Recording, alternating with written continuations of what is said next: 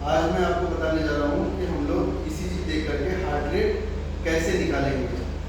तो अगर हम लोग बात कर रहे हैं कि हमको हार्ट रेट निकालना है, तो हार्ट रेट निकालने के लिए क्या पता होना चाहिए? सबसे पहले कि ईसीजी देख करके हमको ये पता करना है कि ईसीजी की जो रिदम है वो रेगुलर है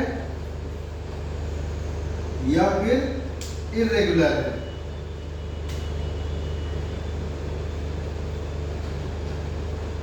अब इसका क्या मतलब है?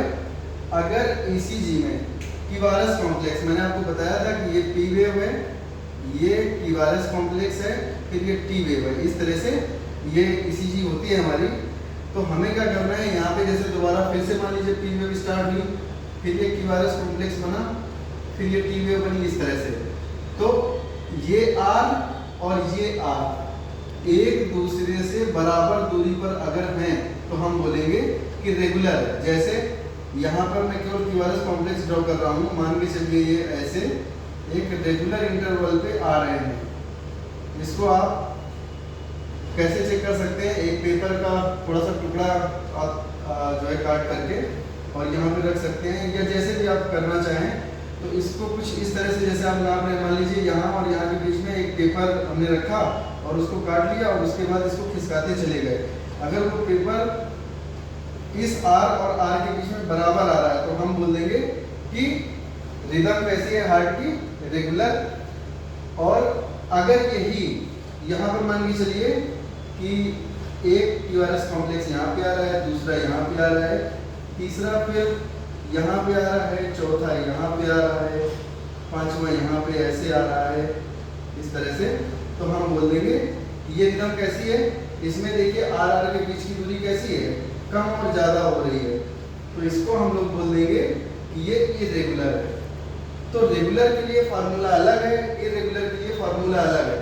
कल मैंने जब ईसीजी पेपर आपको बताया था तो उसमें आपको मैंने बताया था कि 300 बड़े बॉक्स बराबर 1 मिनट होता है। जो कि हम हार्ट रेट निकालते हैं तो हार्ट रेट क्या होती है? पर मिनट के हिसाब से होती है। अगर हमको रेगुलर में निकालना है तो हम लोग यूज़ करते हैं, जैसे यहाँ पे हम हार्ट रेट निकाल रहे हैं तो हार्ट रेट बराबर 300 divide by number of large box. मैंने आपको बताया था कि ईसीजी में ये बड़ा बॉक्स है और इस बड़े बॉक्स के अंदर 5 छोटे बॉक्स होते हैं।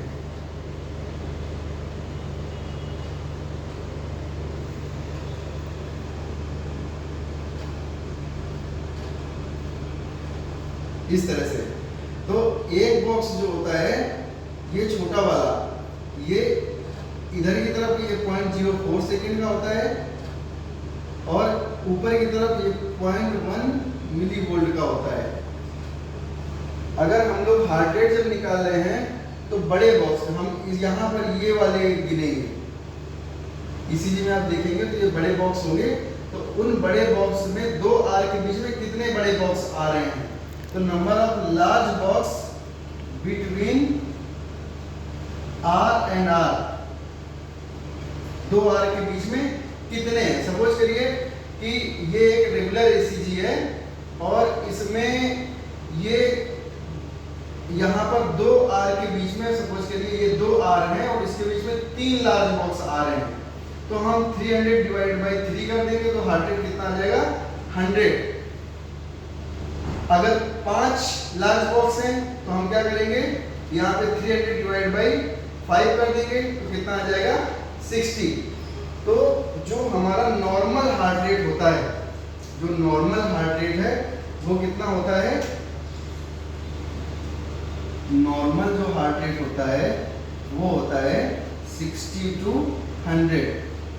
इसका मतलब है कि 3 से 5, अगर 2 आर के बीच में 3 से 5 बॉक्स आ रहे हैं तो हमारा हार्ट रेट नॉर्मल है, 60 to 100 नॉर्मल है। अगर लेस देन 60, अगर इससे कम हो जाता है 60 से, तो हम लोग इसको बोल देते हैं, लेस देन अगर 60 है तो बोल देंगे ब्रेडिकार्डिया। और अगर 100 से ऊपर है, अगर 100 से हार्ट रेट ऊपर चली गई तो बोल देंगे इसको टैकीकार्डिया। करते हैं इर्रेगुलर। अगर रिदम इर्रेगुलर है, ईसीजी में आप इर्रेगुलर रिदम देख रहे हैं, तो फिर ये वाला फार्मूला हम यूज नहीं करेंगे, हम लोग यूज करेंगे 6 सेकेंड वाला मेथड। इसमें हम लोग क्या करेंगे, इसको हम लोग बोलते हैं 6 second rule.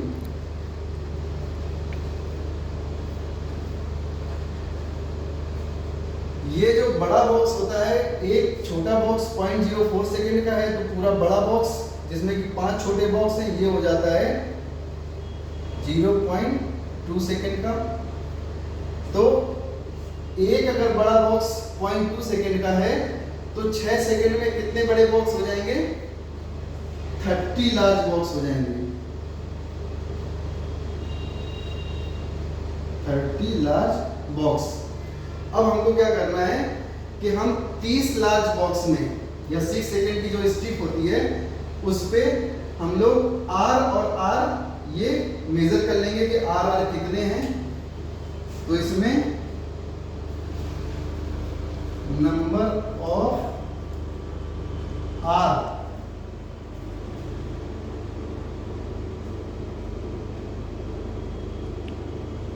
In 6 second multiplied by 10। Suppose करिए कि हम 30 लार्ज बॉक्स में हमें 5 टिवारस कॉम्प्लेक्स दिखाई दिए। तो अगर 5 टिवारस कॉम्प्लेक्स हमें दिखाई दे रहे हैं 6 सेकेंड की स्ट्रिप में, तो 5 × 10 हार्ट रेट कितना हो जाएगा? 50।